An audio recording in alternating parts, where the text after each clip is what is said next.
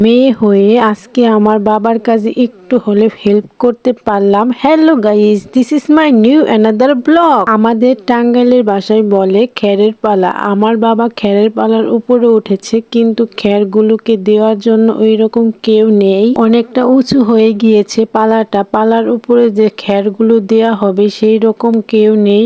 আমার ভাইটা তো খেরের কাজ একটু করে না। ধানের কাজে আমার মা বাবাকে অনেক পরিমাণে হেল্প করতে পেরেছি, কিন্তু এই খেরের কাজে একটু হেল্প করতে পারিনি। এইরকম করে অনেকটা চেষ্টা করেছি কয়েকবার। আমি তো একটু পারিনি। আমি মনে হয় উপরে চলে যাব, এইরকম অবস্থা হয়। আমার মায়ের হার্টের সমস্যা। আমার মাও তো এরকম ভাবে খেরগুলোকে দিতে পারবে না। এর জন্য বোন চেষ্টা করেছিল। বোনেরও অনেক কষ্ট হয়। আগে দেখতাম আমার বড় আপু আমার বাবাকে এরকম খেরের পালা দিয়ে দিত। আমার আপু পালার উপরে উঠতো, আমার বাবা খেরগুলোকে দিয়ে দিত।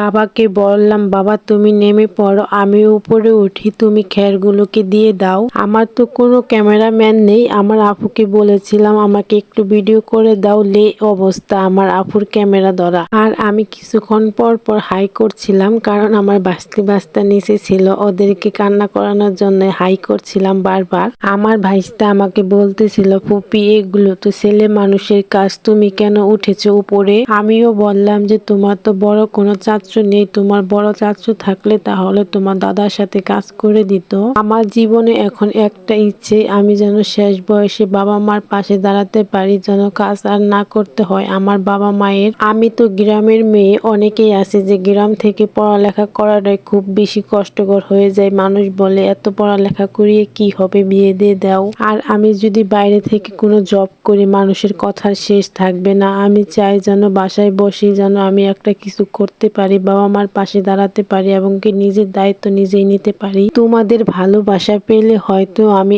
একটা সময় আমার বাবা মার পাশে দাঁড়াতে পারবো। আমার শুধু একটাই ইচ্ছে, মরার আগে যেন আমার বাবা মার জন্য কিছু করতে পারি আমি। আমার বাবা তিন মেয়ের মধ্যে আমি ছোটবেলায় আমি অনেক পরিমাণ অসুস্থ ছিলাম। আমার বাবা এক বস্তার মতো টাকা আমার পিছনে খরচ করেছে।